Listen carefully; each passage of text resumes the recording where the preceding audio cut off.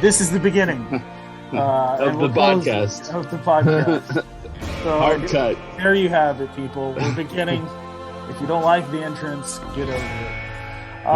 Hey, in the pre-conversation, we already talked about the weather, so let's not go there.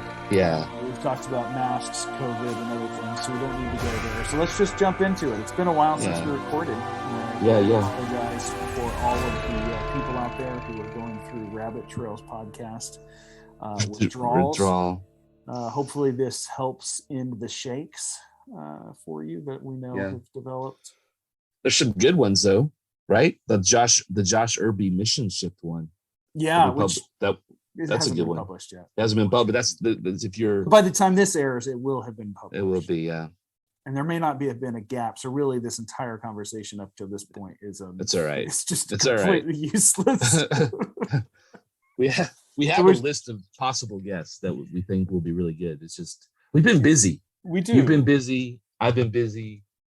And then it's like because COVID is effectively over in some sense, right? I mean, there's still some things, but we can pretty much do whatever we want.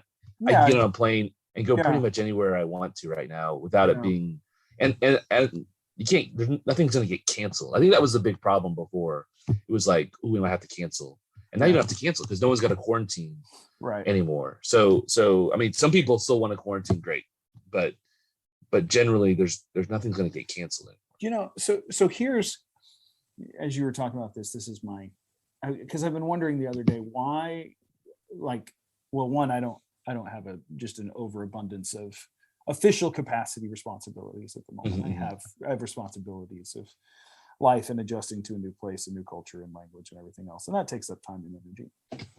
But why is it right now that it felt like pre-COVID, it's able to juggle quite a bit of things, moving parts, you get into rhythm. I think COVID, then there was the complete slowdown, so everyone's baking sourdough bread COVID, everyone's starting new hobbies, starting podcasts right? So we have just an overabundance of time because the normal things that we did were no longer there, so we filled our times with things. And now we're in the gear up of trying to get back to, let's say, form or running pace. I'm not saying that we should go back because I think there's a lot of unhealthy there. Yeah.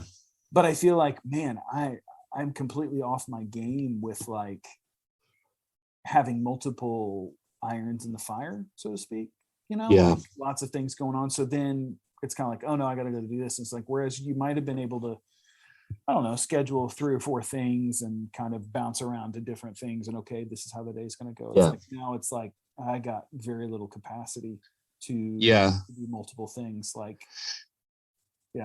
think you got a point there. There's something going on. There's probably someone studying it right now. What's the what's happened to us, but it's probably a problem for like more like middle-aged college educated people. Yeah, I mean, hey, if you were an essential worker, your life was pretty normal for COVID. Pretty normal, right? Yeah, exactly. You just had to keep doing it, and normal in the sense of, gosh, let me be careful not to minimize especially like hospital the risk. There was nothing normal about COVID but I mean, as far as like going to work and stuff, there was nothing normal about that. I'm just going to completely withdraw everything I said. It's like retract your statement. It's like when I argue with my kids and they make a good point and I'm like, okay, that's fair. Completely a good point.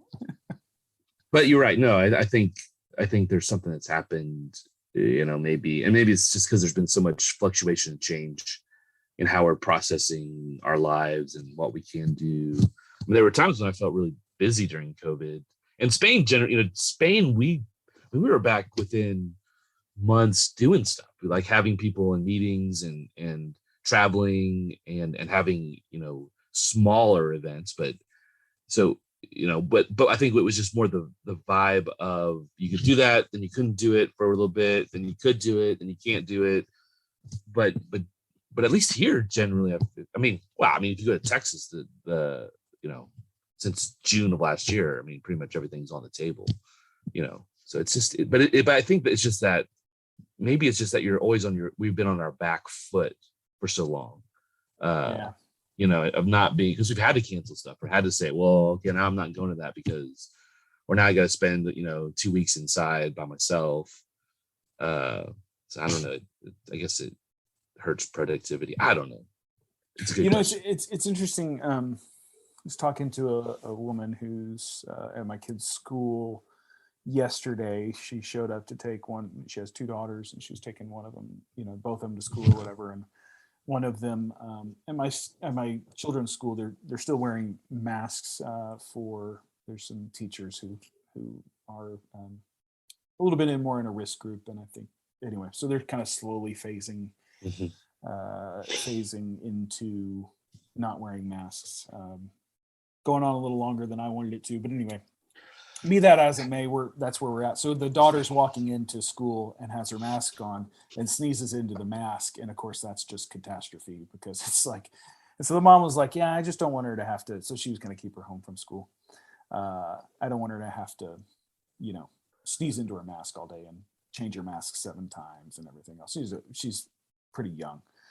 And I was like, yeah, that makes sense. And it occurred to me in that moment when we were talking, boy, there's a lot of runway to this story. It occurred to me that when you were like in the 1800s, when you got a cold, I'm sure people work through colds, and because they're like, it's not bad, whatever. But at the same time, like a small cold could turn into, a death sentence, right? Yeah. So I remember I would read a lot of historical biographies, and you always read things of like, so-and-so got sick, so they were holed up for 7 days, resting. Yeah. Or, so-and-so is sick. No, you're staying indoors, you're resting. Yeah. Rest was it was the first option of treatment, like, because they didn't have many choices. So it was like, your body needs rest. And I just wonder because of we've had the privilege of being healthy for, in large measure, for the last 50 to 60 years, I do wonder if that created a sense in us of, I know it does for me, of thinking, no, I can keep going. Instead of going, I need to rest. And that continues to produce a certain amount of unhealthiness and busyness in us, because it's like, well, no, I'll be okay. Anyway, we have medicine. And stuff that mitigates symptoms a lot, but it doesn't necessarily mean it's good for your body that you're not resting. I agree. That's interesting point. So all I'm asking, because you are responsible for so much of my life these days, is permission at the slightest bit of a cold for me to take the next 7 days off. Really, that's all I'm getting at here. That's a very European way of going to the doctor and getting time off and getting paid for. So I think maybe the problem is America's not very healthy, because Americans tend to work and don't get much sick leave. Not a good part about people. But so in Sweden, definitely different. There's that called the social insurance. Sure. Yeah. So here you go to the doctor and you get, you need 3 days off, and really you can't. It's a weird thing, because you can't get off unless you go to see a doctor. Right.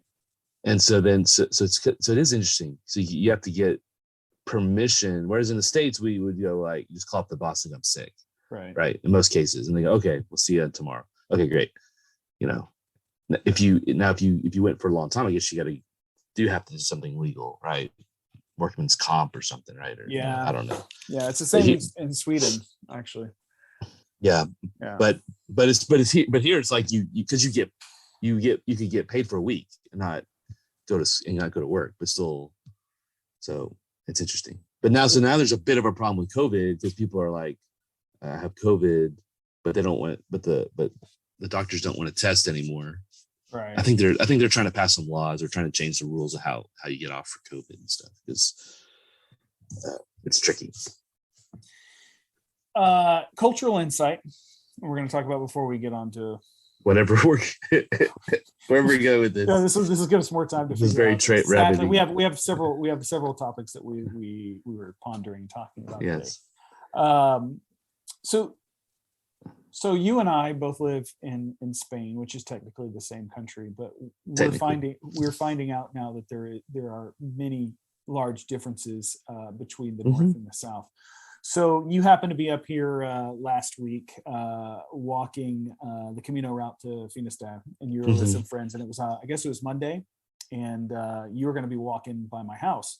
So we were kind of texting back and forth about, okay, what time would you do that? I was like, hey, I got to take the kids to school. I'll be around back around this time. And you're like, kids to school? It's a national holiday. And I was like, what? One of those moments where you're in a new country and you're bound. It's always going to happen. You're going to show up to something. It's like everyone else knew but you, I thought this was for sure that. Yeah. It's very common for us. Our first 3 or 4 years, we often miss national holidays. Yeah. So there's so many of them. So turns out though that said national holiday is not a holiday in Galicia where I live, but it is a holiday where you live. So most of Spain. In most of Spain, but Galicia is different. So Galicia is Spain, but it's not Spain. I'm finding out. It feels like, so this is a general meta cultural conversation, not so much about the specific holiday, but I feel like I'm finding more and more Galicia feels pretty different, at least from the section of Spain that you live in, but also like Catalonia and País Basque and all those. Totally.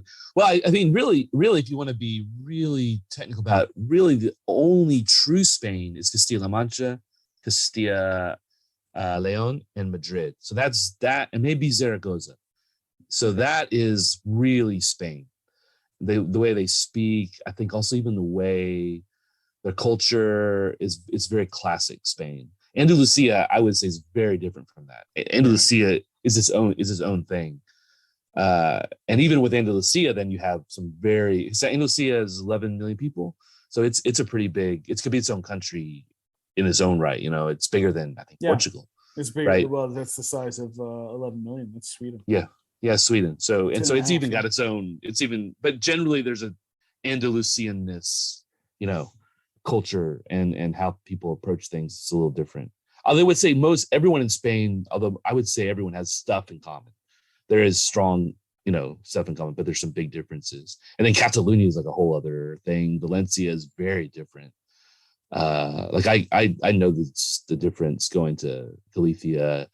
And then I still don't know the northern parts as well, but the big thing is language. Obviously, you guys, the language. There's a different way of speaking in most other parts of Spain. But even in Andalusia, I mean, the fact that Andalusians often have a hard time understanding Valencianos like Nacho and Alejandro.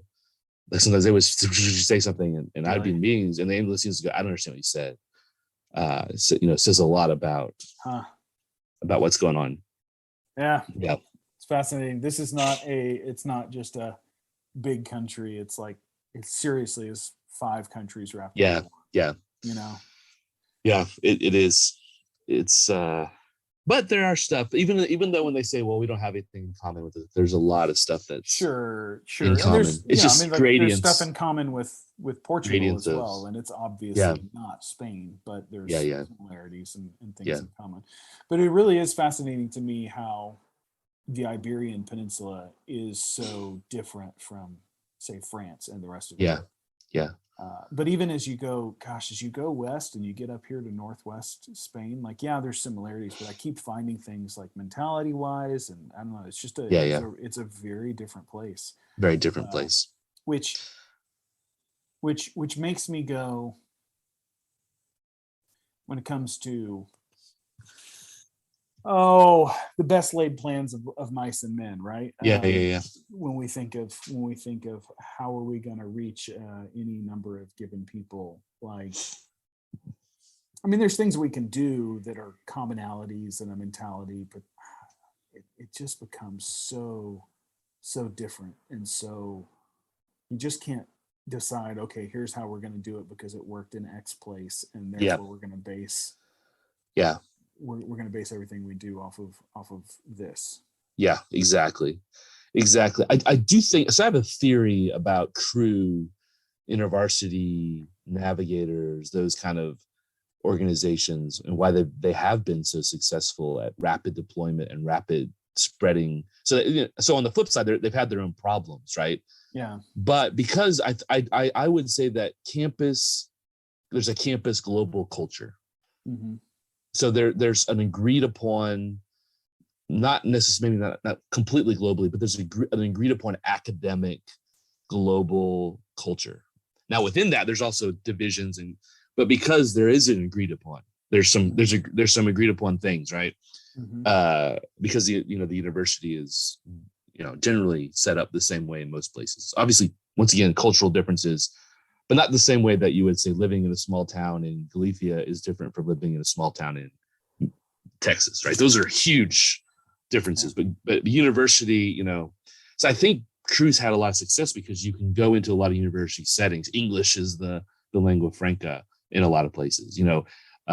There's a lot of already overlapping, right? So people are traveling already in universities to go study in other countries. So there's an internationalism. There's certain signifiers. And so I think when you take some students from the US and you put them in Spain, it's a lot easier to do something than it is to take, two farmers from far West Texas and bring them to Galicia and go, hey, you guys are farmers.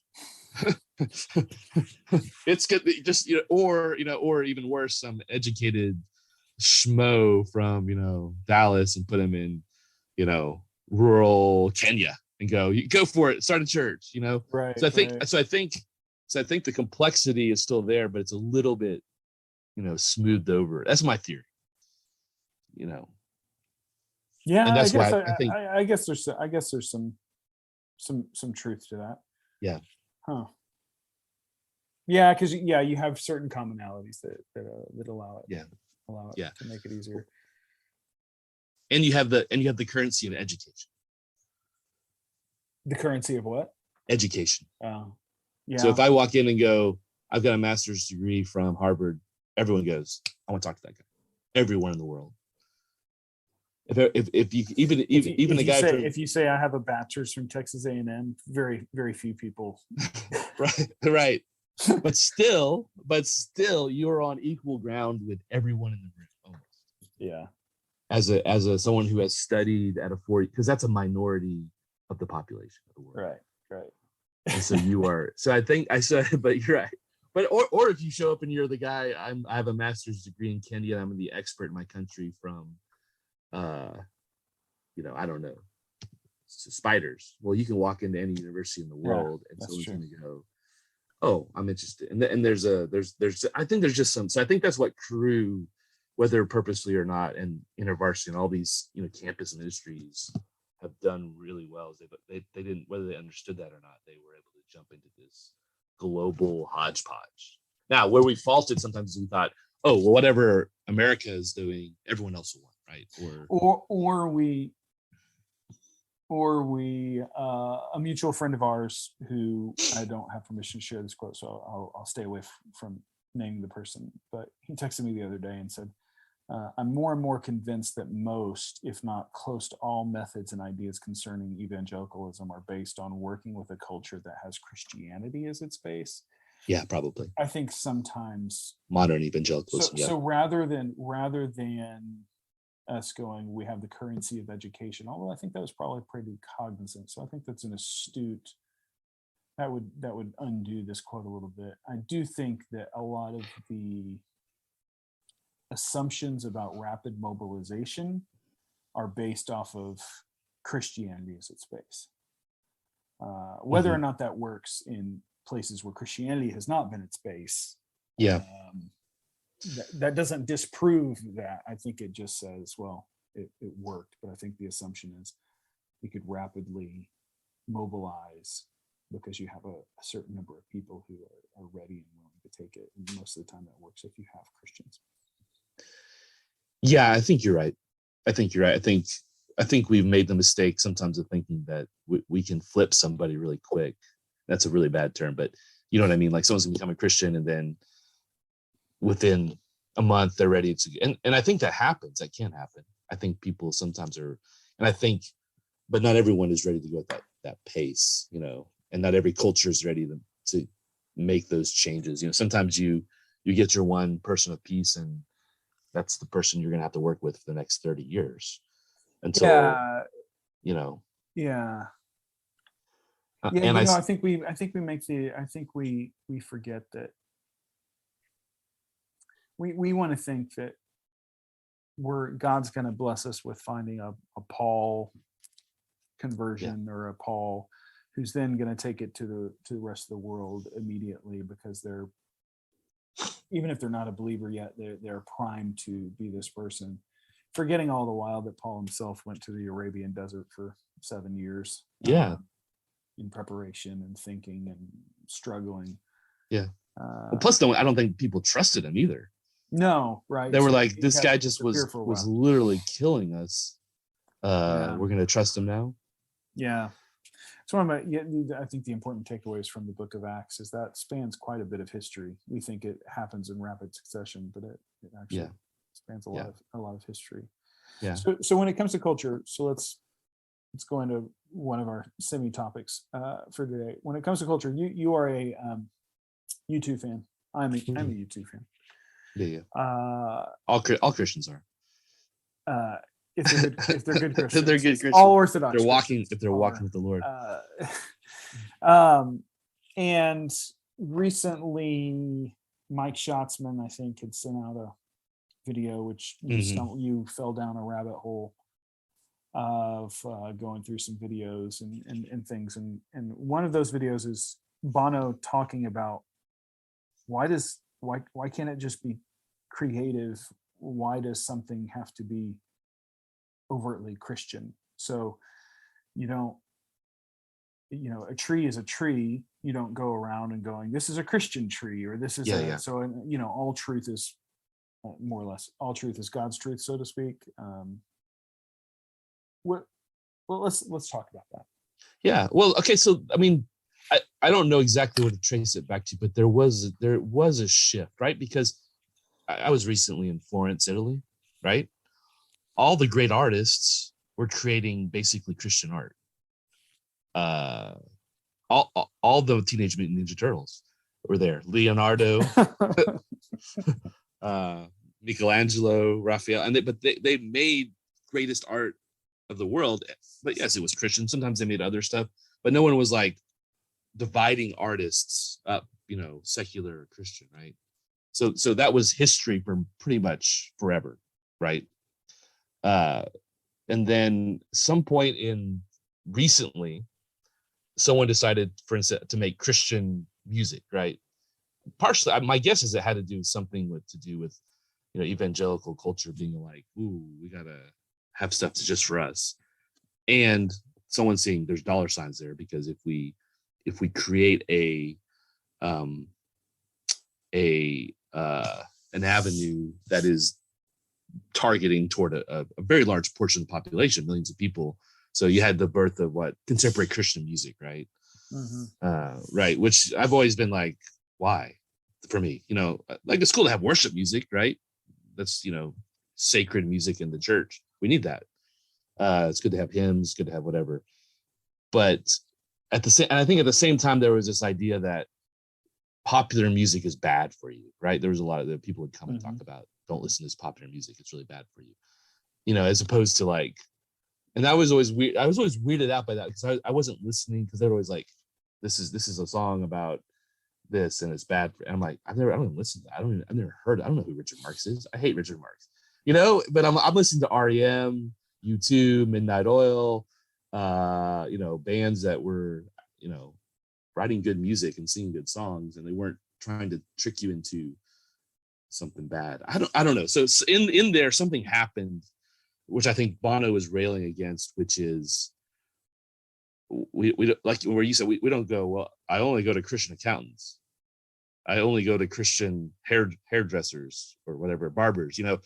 Like no one goes, I'm a Christian hairdresser, I'm a Christian barber, I'm a Christian accountant. But we create this, I'm a Christian artist, dichotomy, which is somewhat false, and it forces that into kind of a substandard artistic. And I think Bono was saying, no, we need great artists who who are Christian, right? Right. And I would say several of the most influential artists of the 20th century have been Christian, deep Christians in film. When that was the area of film, ooh, bad stuff. That's all Hollywood. It's evil. It's like, no, they just want to tell good stories. They want to make good art. I don't talk about Fireproof as being sub. I'm not going to say it's bad, but it's something, right? But it's not. It is not going to be great art, and I'm not sure it. What does it communicate? What is it? Okay, it's a nice church story, but is it true? Maybe that's the question. So I think that's a message, because that's a message I think, I don't know, it was talked a lot about when I was pre-college and into college. Yeah. I feel like it's less talked about. I feel like that's more widely accepted today. Maybe I'm wrong about that. Like, I mean, I know that there's still Christian artists, but you have I don't know, Need to Breathe, composed, I think, of, they started out, winning Dove Awards and stuff. And so they were maybe more in that circle, but their stuff isn't overtly gospel-y let me let me back up. It's not worship music, right? So it's or you've got oh goodness, I can't think of the name. Oh man, I'm so blank. Switchfoot, various other bands that Lighthouse. A lot of bands crossed over. Just make good music, but they're not trying to what they sing about could range a whole topic of things. So let's talk about for a second, why is it important then? So I'm going to accept the premise that Bono's saying of we don't just have to make substandard stuff and call it Christian. Why can't it just be really good? And if you've ever watched Bono's or the U2 concert live in Boston in I forget when it was, might have been Elevation, so it's like 2000 2001 Elevation tour. But he has a prayer in there. How can I get back to you? But no, so that's a little bit later. You sure? Wait, yeah, you're right. You're right. I'm just sorry. It is. Yes, it is. You're right. It was when he was starting to do stuff with Eugene Peterson. So it's from it's a lead into Where Streets Have No Names. And so it's a reading of the message. It's a reading of the message. No, you're right. You're correct. Yeah. And it's just profoundly worshipful. Now, most of the people don't realize what's going on, but so here you have, on the one hand, this crazy, uber popular rock star of, at that point, 20 years, 30 years, whatever it was. And saying a prayer in the middle of a rock concert. And, I've been to lots of Christian music concerts before, and prayers have been said, but I'm not sure that it was anything as impactful. So it's a lot of so anyway, where I'm getting with this is, so that's incredibly, so it's not taking out, he didn't leave his faith and try to be mysterious about it. No, not at all. Like it's very, very upfront and personal, yet at the same time, it's not off-putting in the sense of it's not moralistic.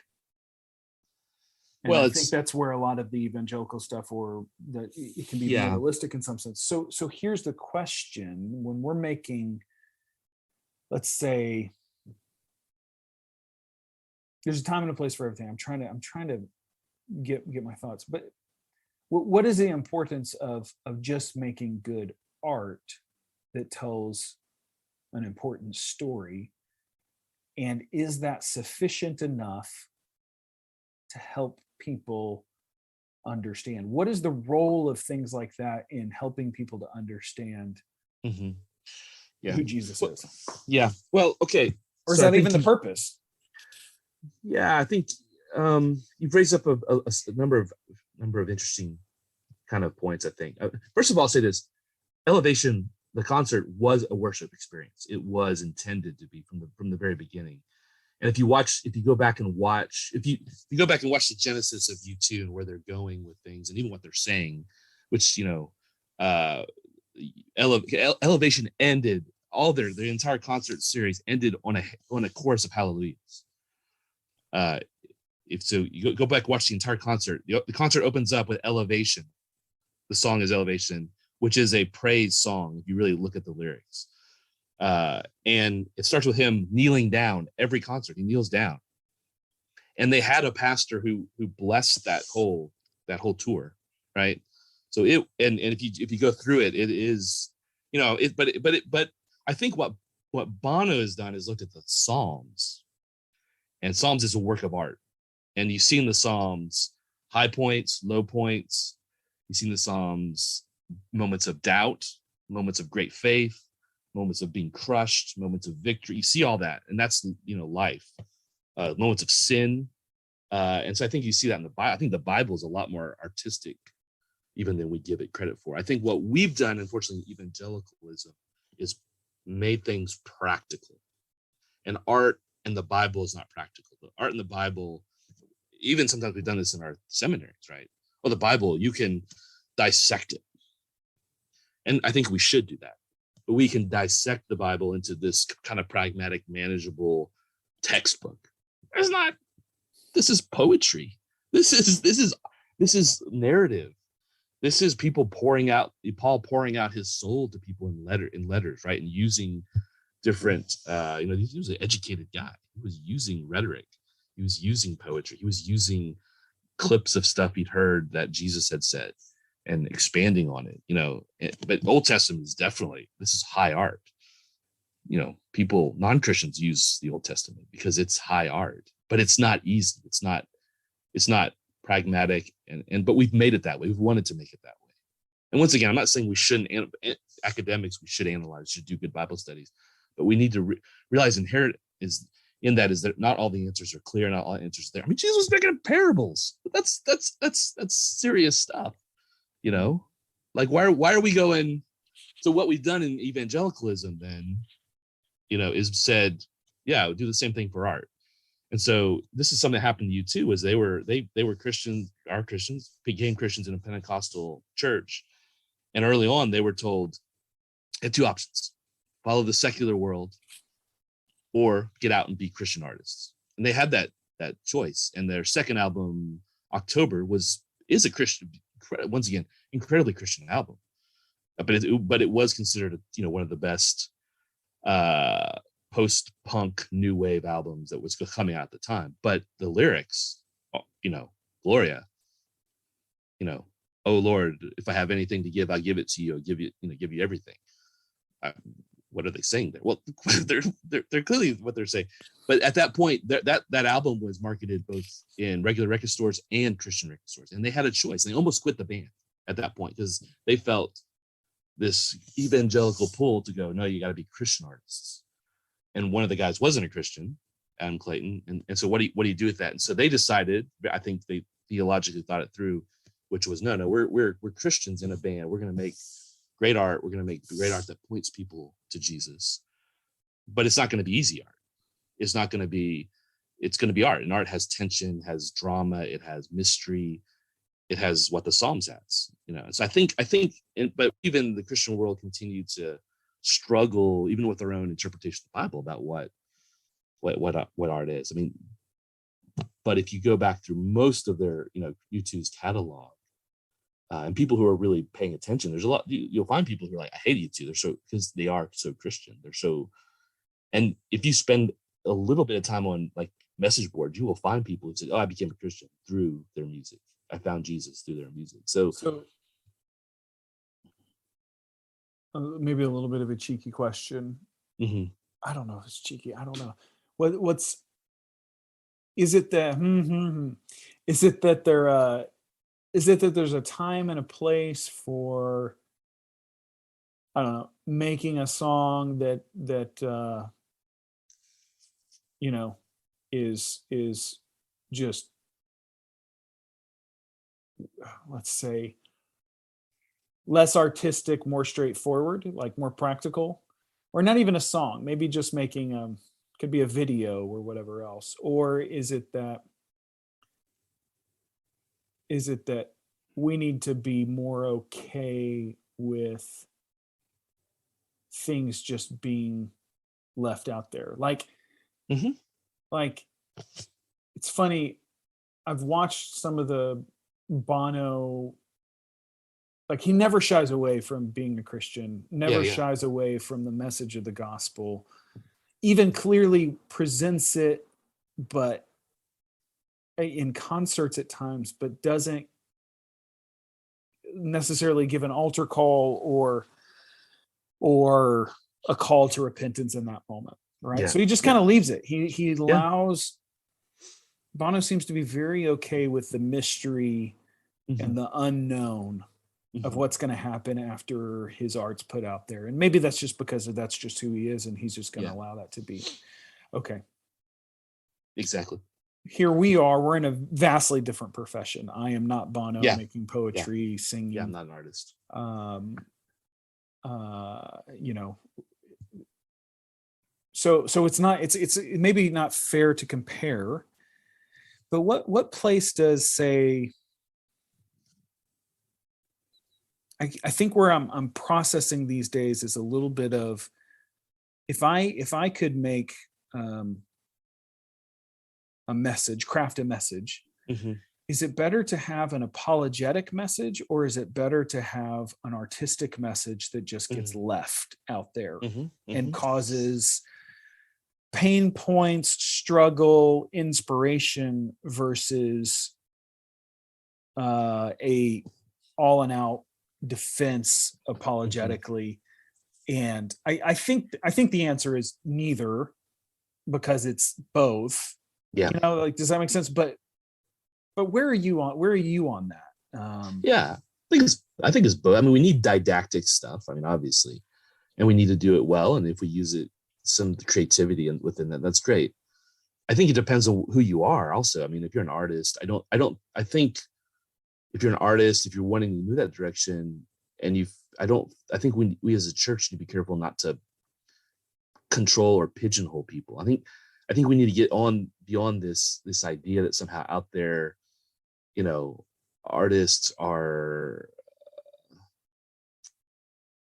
open to greater temptation or open to greater moral failure. I mean, I think it's just not true. I think if you spend time with actual artists, they're not heathens, they're not hedonists. Some of them are, but if you spend time with people on Wall Street, you find the same tendencies, you know. But we've said, if you go into the art world, that's just dangerous for you spiritually. We've said that. I mean, and people have been told, I think less and less, I think you're right, there's less and less the case. But we've said you have to be, you know, making it art, you know. So we pull people, I think a lot of people who maybe could be great artists get sucked into jobs in the church where they, you know, they're doing videos for something. I'm not saying that's not needed, but I wonder if we have left stuff on the table that we could have. And so I think we need the mystery. I think we need the beauty, and I think we shouldn't shy away from that tension. I think, once again, I'll say the two of the most important directors of the 20th century, and one's still alive, who you know, if you talk to anyone, these are super influential, were people of deep Christian faith. Andrei Tarkovsky, and now I'm blanking on this Texan. Why can't I not think Terrence of his name? Malick. Terrence. I mean, we talk about him every once in a while.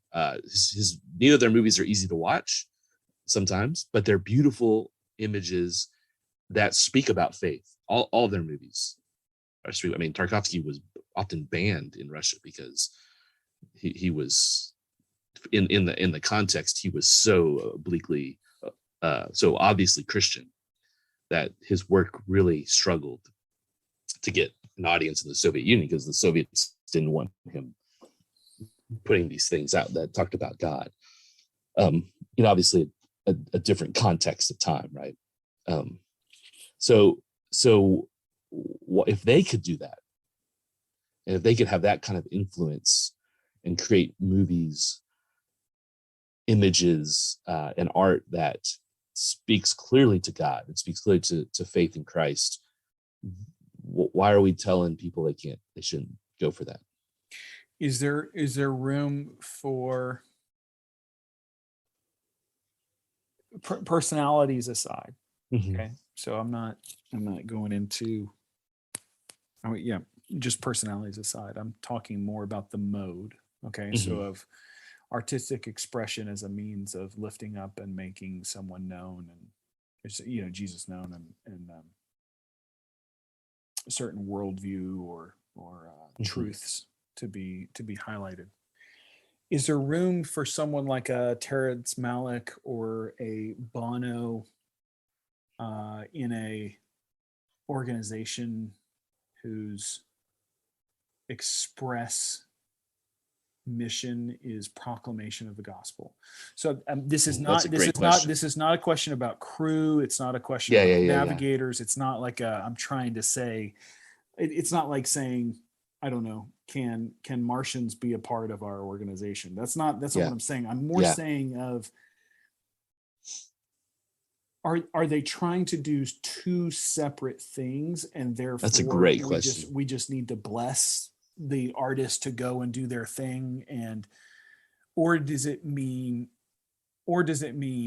in post-secular context such as we live in, we need to take more we need more artists as a part of what we're doing? But when they become part of what we're doing, do they stop being artists? Are we putting too many constraints on them, or would they even have the platform? Arguably Terrence Malick could make a beautiful video about any number of given things, and it would be powerful. That's not really what he wants to do. I'm sure he's doing what he wants to do. I just wonder, part of my wondering is like, I've been a part of things where and even talks that I've done about just apologetics or presentations of the gospel, and had certain success with them. I think for the time and the place that they were made, the arguments were made. Those were important things. But there's a whole host of people out there who are never going to never going to fall onto that video. So part of it is, this is where I'm going. Terrence Malick, U2, somehow they are able to, they're occupying a space that is awakening a spiritual interest in someone who isn't necessarily interested. There's this whole host of people who like their stuff and they don't exactly know why, but it's creating an imagination for God and Jesus in a way that an apologetic message maybe wouldn't or isn't the right thing, or even just let's say a more just straightforward, I don't know, N.T. Wright talking about the beauty of the gospel, like that's a compelling. I've listened to that talk. It's compelling, but it's not for everyone in all times. And so I think maybe what I'm saying is or what I'm struggling with is the space so often that I feel like we deal with in post-secular situations, post-Christian, is we're trying to awaken an interest in Jesus in people who don't know or who have no interest. And so how do you create a thirst in someone who feels like they're satiated? I think it's a good question. Going back to the kind of the start of the question, is there a place for artists like that? I'm not sure, in the sense of, I think there's a lot to unpack there. I do think, for instance, like Anglican, more high church, Catholic, Anglican, Presbyterian, there is a place in those churches. There's an appreciation of that level of art. If you go to, Holy Trinity Brompton, Charlie Mackesy is a very famous sculptor, is a big part of that community and uses but he's, I also think we have to realize that there is there's a level of artists, right? I mean, there's a lot of artists out there and who do good work and stuff, but are not going to get to the level of a Terrence Malick, who can basically walk into any, I'm going to make a movie and everyone's like, I'm there, we'll do it. Here's the money. Just do it, because they're or Bono, who's got, able to sell millions and millions and millions and millions of albums, there's the talent there that, and not only a talent, but the ability to weld that talent to meaning and significance, which not everyone has, that ability. So, I think that's maybe the crux I think you get at is, at what point is the organization controlling or owning the art, that is being, and I think that could be the big question. But I don't know. I feel like there should be a place. I feel like we need that. I feel like where I've seen it is more like, for instance, in the Presbyterian Church, where it's not odd. Like, people don't have this bifurcation of the arts from faith that we often see in others, and the appreciation of really good art is more important than to control it and to make it something that is underneath the church or the organization, which I think sometimes is what we're doing. Not always. So I think on the one hand, but I do think what you said is something, the ability to create these spaces and create this beauty where people then can, not only non-Christians, but Christians as well, have a deeper, openness or deeper awareness of Christ, I think. And I also want to, art's not for everyone. Also, there's a lot of people who are like, not that, art is subjective. So a lot of people don't like you too. That's okay. Yeah, but they're wrong. A lot of people don't like Terrence Malick, right? Yeah, right. His movies are not for a certain type of audience, certain type of person. I don't like the opera, but so I think that's the other thing too, is it's subjective. So it's not for everybody. But I mean, all art is not for everybody. Like Tim Keller is not for everybody either. Yeah, right. Yeah. So like I remember there was Randy Newman. We've had Randy on before. Mm-hmm. His son was was going to Tim Keller's church for a while, and we were talking, and he said it was funny because his son had a Hispanic friend come to visit, and I can't remember if then the Hispanic friend brought his parents or whatever else. And anyway, someone within the Hispanic culture made the comment of like, I'm not really sure he believes these things he's talking about. Mm-hmm. And it's like, what are you talking about? He's like, well, he just doesn't seem very passionate about it. He doesn't get worked up about it. Yeah, so from the culture that they were used to, if you believe in something, you show a certain amount of emotion. Yeah. And here's this waspy, like high church Presbyterian, thinker who's just saying, well, on the one hand, this. Yeah. And so for all the wasps out there is like, man, he's just right on. And like for this Hispanic guy, he's like, doesn't really connect with me. Yeah. We can't all mold ourselves into the fashion of others. So I'm not making the case out there that every artist needs to become U2. Yeah. I'm more making the case of let your expression flag fly. Yeah. Yeah. Make great art. And make great art. But try to make great art. But I also think there's something in me. This is like maybe a therapy time for me, in some sense, or this is totally not raw, but unformed, unreflected thoughts of things that I've been thinking a lot about lately, or trying to put my finger on, is how much of what we do as a organization or as a person, I'll just put myself in it, as a person whose express job is to make Jesus known in a very direct and bring people to an understanding of who he is. How much of just putting something out there is okay? Yeah. Yeah. And letting it be. And I do that in one-on-one conversations. Sometimes I'll make a comment and I was like, well, we'll save the rest of this conversation for another day. And I leave that part up to Jesus. I can't go for the jugular of the decision for Jesus, every moment of every day with every conversation I'm in. But there's also the sense there that sometimes maybe we need to have a product. Product, that's not the right word, but a product. Mm-hmm. So it could be an artifact, an artifact about God or pilgrimage. So let's talk very much about something we're both interested in. Yeah.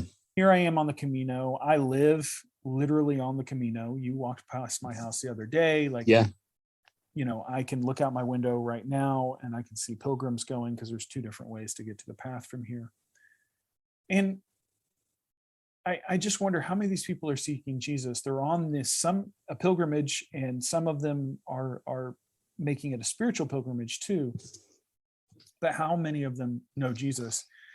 But if I went out there with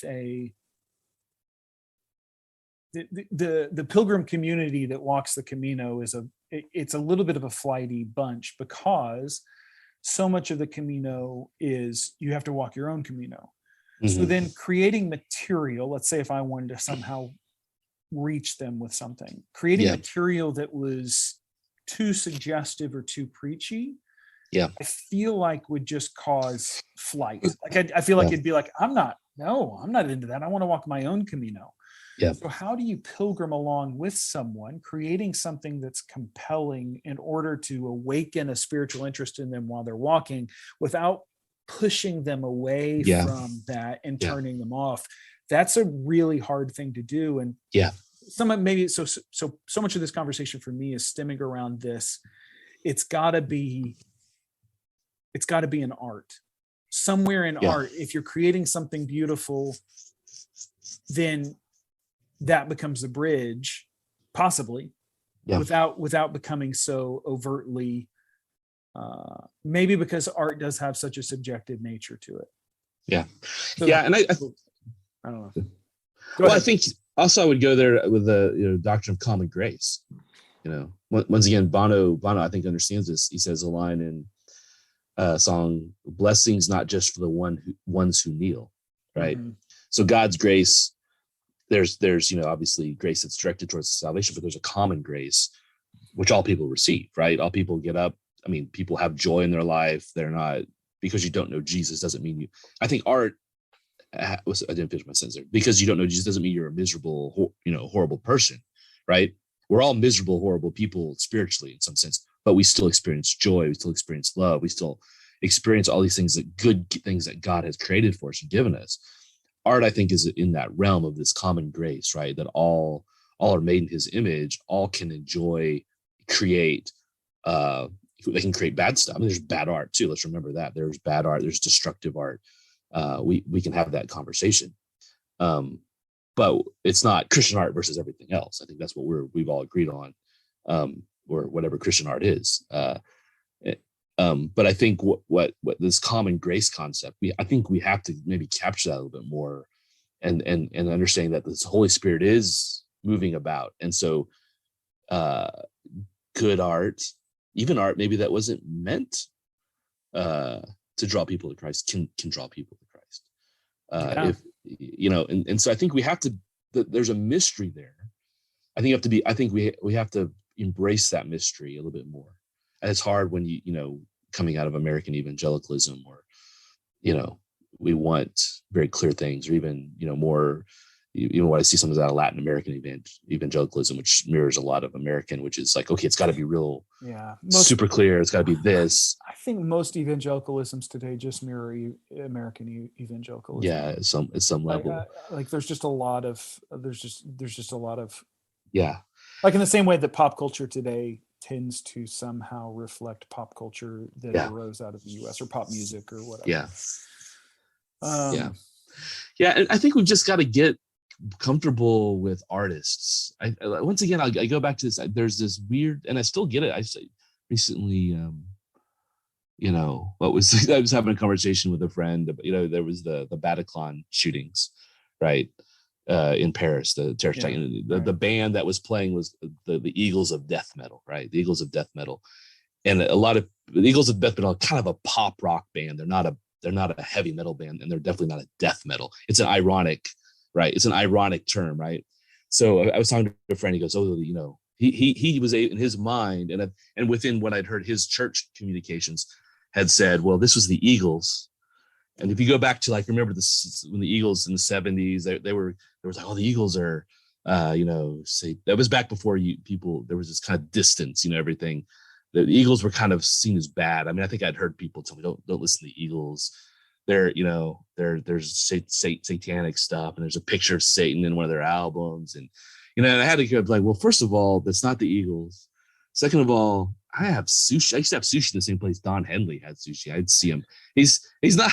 He's from Wilmer, Texas. He's just a Texas guy. He's not. He probably did some drugs in the 70s and 80s, but you hang around Dallas, you're gonna bump into him. He's not some crazy guy. He's just a guy who wrote music. And so why are we creating these distances between us and artists and when we need people going into those spaces, even other Christian artists, and being right? I mean, if you live in Dallas, Christians, right? I mean, it's just not so. I mean, you and I both know people who know people, right? I mean, right. And I know that I've heard stories of people hearing the gospel, but these aren't the Beatles aren't these evil guys who set out like I think we also got to get away from that of like seeing artists as kind of underminers of everything of Christianity. I don't think that's what's happening. I mean, there are some people out there doing some weird, crazy, bad stuff in the name of art, for sure. We can. I think part of it is because art. There's a certain provocation to art. Yeah, of course, yeah. And I'm not meaning like I think like I love Bono's art. Yeah. But it's provocative at the same time. Not provocative in a sacrilege sense, but in a questioning of maybe a lot of my assumptions about life and how it works, or even my assumptions about who God is. And so that's what I mean provocative. It provokes us to think. And so that even art that's just for beauty. So like, dare I call Thomas Kincaid art, but okay, so just stay with my point here as you wag your finger at me. But like Thomas Kincaid, it is art, no matter how it's been used, right? It is provoking an ideal in people's head, and that's why they like it. So they look at it and they say, wow, look at how the light comes out, look at how the bushes glow with colors I've never seen before. What a fantastic, it provokes an emotion, it provokes an ideal. So that's all I'm saying. That's all I'm saying. And I'm using Thomas Kincaid because he, like everyone, you either like him or you hate him. It's the same with you too. Man, Thomas Kincaid, he was popular for a while. Anyway, painter of light. So all I'm saying is that it's art, and so art has to provoke. And people, you have to. It's to be wrestled with. I mean, for instance, the Zooropa Zoo TV, right? That was that people were Christians were freaking out about because Bono dressed up as Macfista, right? The devil, right. But what people this was the genius. So it was provocative, right? But if you listen to what he's talking about there, he's talking about it's an act in the play of the concert where he comes out and he's telling the people how they're being deceived. This is the point of the whole thing, because all of Zooropa was saying all this, they were way ahead of their time. All this postmodern culture, this being bombarded by news, you don't know anymore what truth is. You've lost truth because we're so caught up in all this stuff. And the message was always, if you listen, which is a biblical message, right? Listen to me. You need to stop and listen because you need to hear the voice of God. And that's what they were saying. It's like, stop and listen. You're being, all this stuff is keeping you from truth, and truth being love and God. And where did he get this idea? He got the idea from C.S. Lewis, Screw Tape Letters, right? Right. This is how we understand. This is how Satan is going to trick you. So all this, but those concerts always ended with these songs about love and reconciliation. So he was taking people on a journey through modern culture in some ways, and the tragedy of it all, but coming out on the other side of, in a different. But he was saying, look, this is what you're being deceived by. So, and that was the theme of that whole, or one of the major themes. So maybe then, and maybe we need to start wrapping up. because I know you need to go. You have a heart out. What are the other things that podcasters always say? Yeah, I know you need to go. You have another podcast to do for the book signing.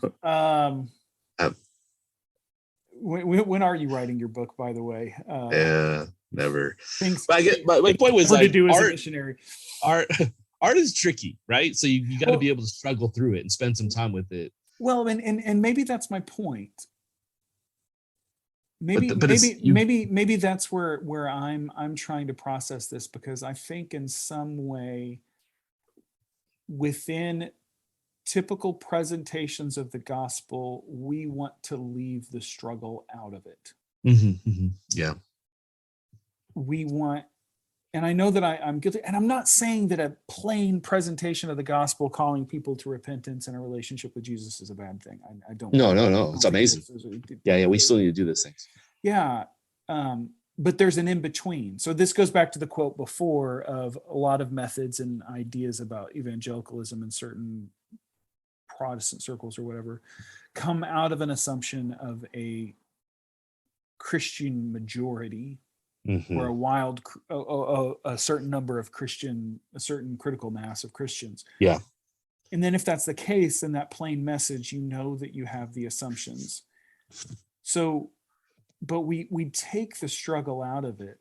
And people who have struggled with a message or with an idea tend to have eventually internalized that idea. And so call it pre-discipleship, right? So I've seen this true with people who come to Christ.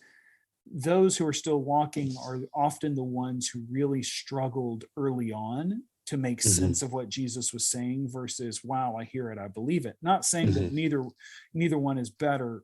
It just is an observation of a phenomenon.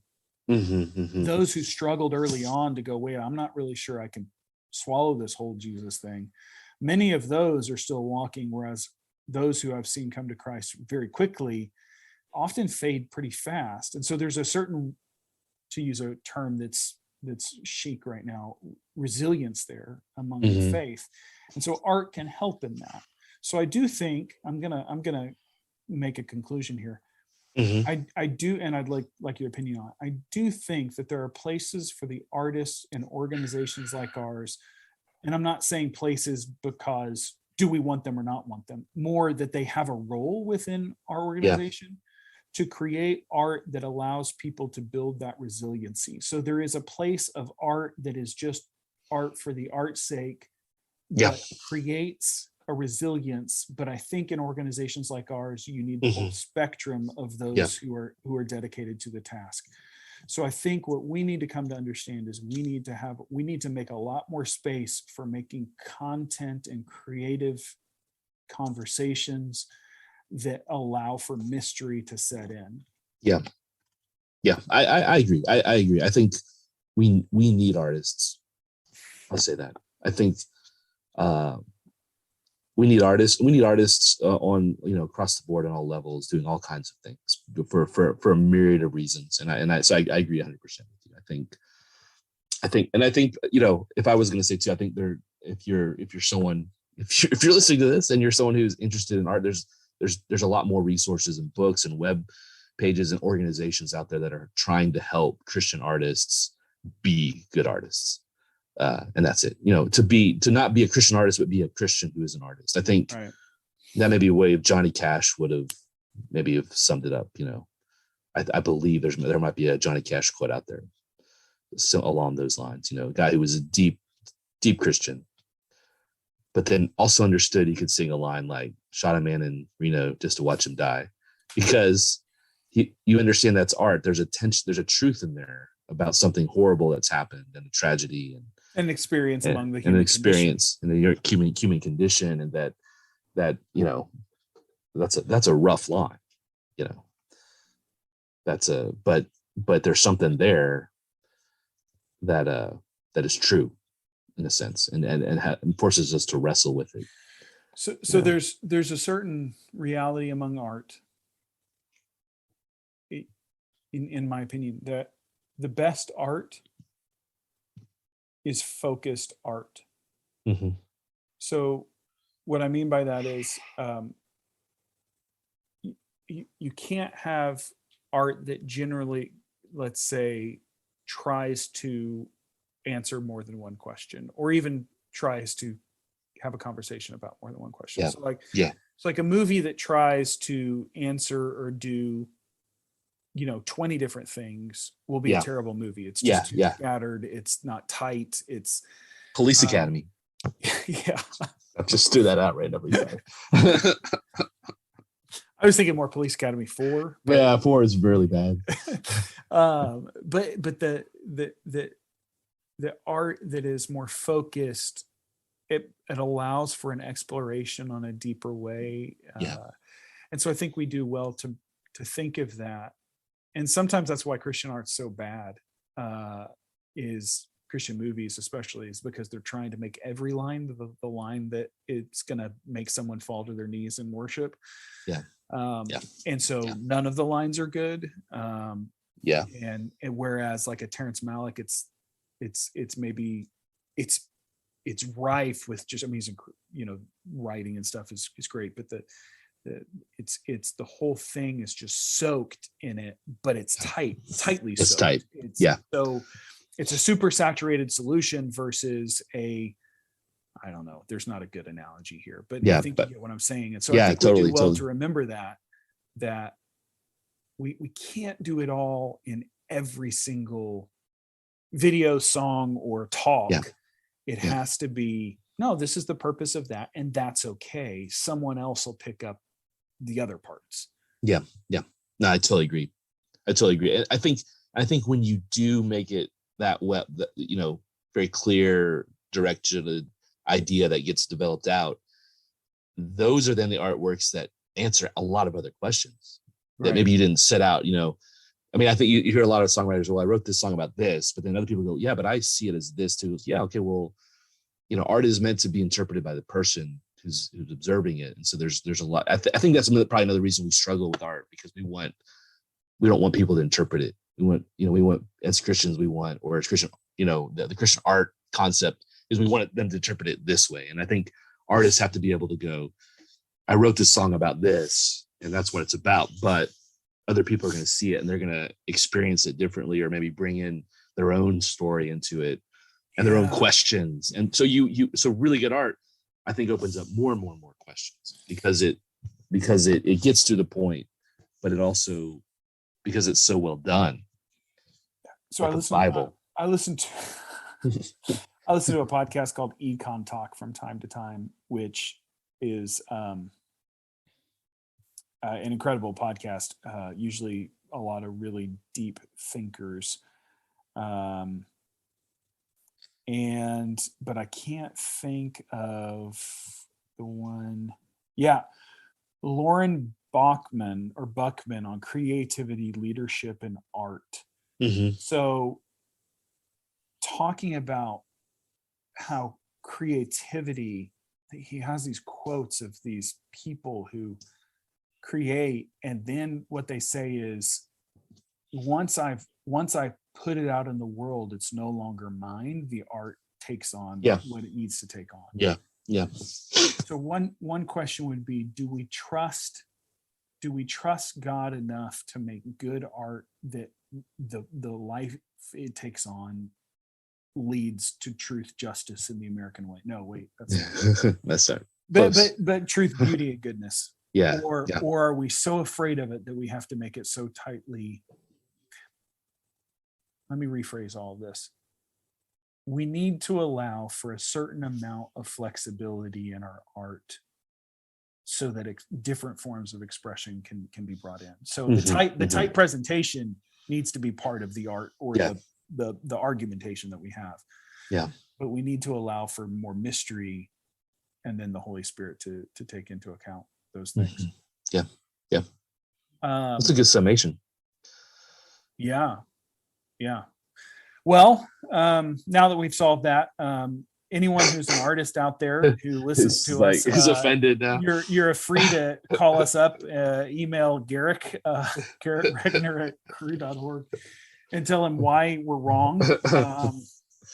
We should have neither some one artists. of us is in any way an artist. I don't know. Do you secretly have an art form passion? No, I love art. I like to look at art. I like to enjoy it, digest it, think about it. Music, film, probably my books, novels. Yeah. You know, I think there's a lot that's good for the soul, just in general. But I do not have any. I think at one point I thought I'd be creative, but I'm not very creative actually. You are creative. You're creative. I am of the opinion that all God's creatures are creative, but how that creativity comes out different. Is different. So, but not in the art form. Exactly. Yeah. Paintings, books, fiction, whatever. But I tell you what, being creative on a podcast to find our way through a rabbit trail mess of briar patch. Hey, we're pretty creative, my friend. We're pretty creative. And we should have some artists really on. We should have some artists on. Okay. If anyone knows of any good artists, feel free to email us. Barrett.harkins@crew.org, Garrett.regner@crew.org. If anyone knows Bono, we'd love to have him on too. Yeah. That'd be pretty awesome. Should we just email him? You never know. Or Lyle Love It. There you go. Yeah. Or maybe we could have on another Christian, Carmen or someone, or Michael W. Smith. Still alive. I don't know. I don't know. I grew up in Carmen was the deal, man. That Yeah. shows you the circles that I was running around in. And they were. I'm not. I don't want to critique that because it had its place and it was good music to some. There's a guy, Craig Finn. He's the lead singer of Hold Steady, and he has produced his own stuff. But someone asked him on Twitter the other day, like, do you have any like bands that you secretly like, but you're afraid to tell people? And his thing was like, if someone creates something and people like it, then that's it's working. It's functional art in the sense. He goes, and I don't think we should criticize that. I don't think we should make fun of people for liking stuff that we don't like, because there's something out there for everybody. Everyone has different tastes. So I thought that was a pretty interesting comment from a guy who's, he's considered a kind of very artistic side of the music spectrum, who would be someone who would be more critical. But so I think we have to, Christian. I think what we need to be careful with is not that there's contemporary Christian music as a genre. I think we need to be careful of saying that's the genre, and that's where we need to push. That's where Christians need to be, or Christians need to be making movies like Fireproof or God's Not Dead, whatever. That's a genre, and that's fine. It's out there, but we need people to do better stuff and other stuff, and and so I think it's not the problem that's out there. The problem is when that's said, that's the epitome of Western culture, because it's just simply not. There's better stuff out there, for me anyway. For you, maybe not, but I'm of the opinion that Carmen is the pinnacle of all artistic measure. He said tongue in cheek. I should go listen to some Carmen. I haven't listened to Carmen in years. Maybe it's still putting out the hits. Was that a band? Yeah, Jars of Clay. Jars of Clay. Hey, they're great. They're pretty good. Yeah. Yeah. Are they still around? I don't know. Well, okay. I think we've beaten this horse. Yeah, this horse. It's a. You and I haven't talked in a while, so I think I think we need just enjoying talking. Yeah. I think we eventually made it out of the briar patch, and the rabbit is continuing on in his day. So thanks for the conversation, my friend. That was good. Yeah, it was fun. We'll do it again soon, ish. And we'll talk to you later. All right, buddy. See you. Bye.